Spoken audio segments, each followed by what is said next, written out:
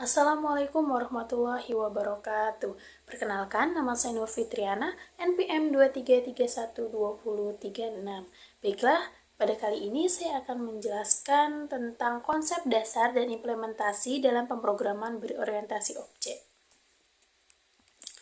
Pemrograman berorientasi objek atau sering disebut PBO adalah pendekatan dalam pengembangan perangkat lunak yang berfokus pada objek sebagai unit utama untuk menyusun program.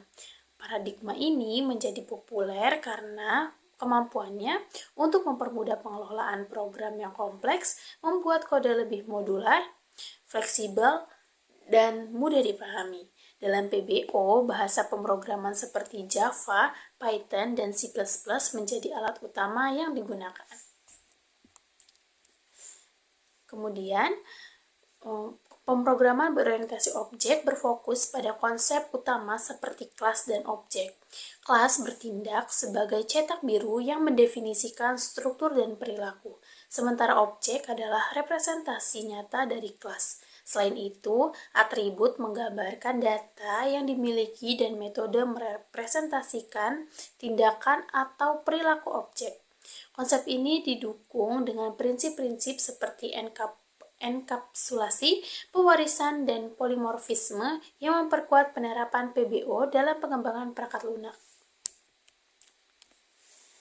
Nah, kemudian ada dua elemen utama dalam PBO, yaitu kelas dan objek.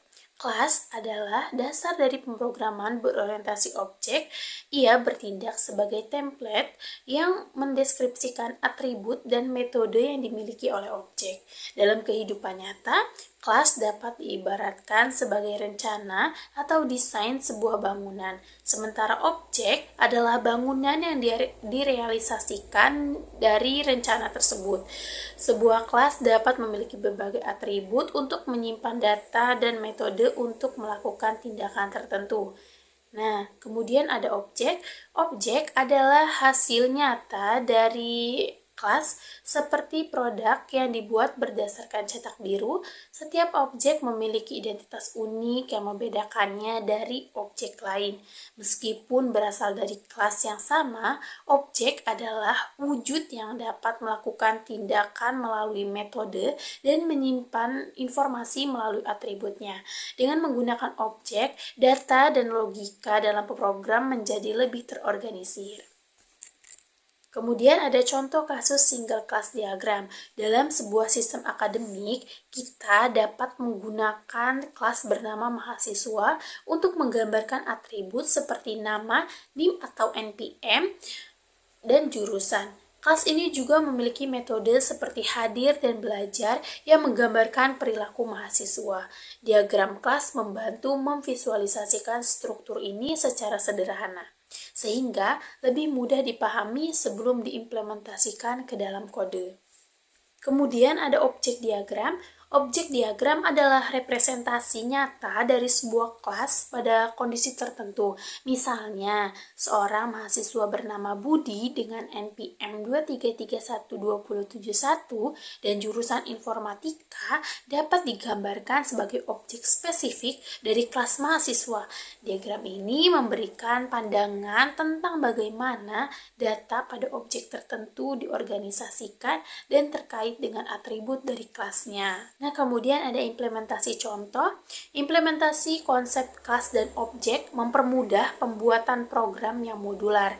Sebagai contoh, ketika kita mengimplementasikan kelas mahasiswa, setiap mahasiswa dapat memiliki data yang unik seperti nama, NPM, dan jurusan.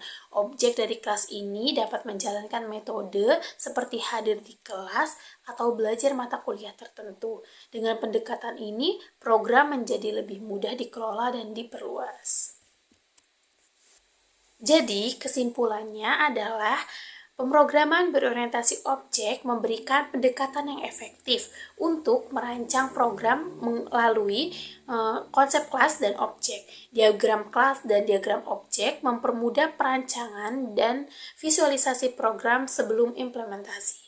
Pendekatan ini tidak hanya membuat kode lebih mudah dibaca dan dipelihara, tetapi juga memungkinkan pengelolaan sistem yang lebih besar dengan lebih terstruktur.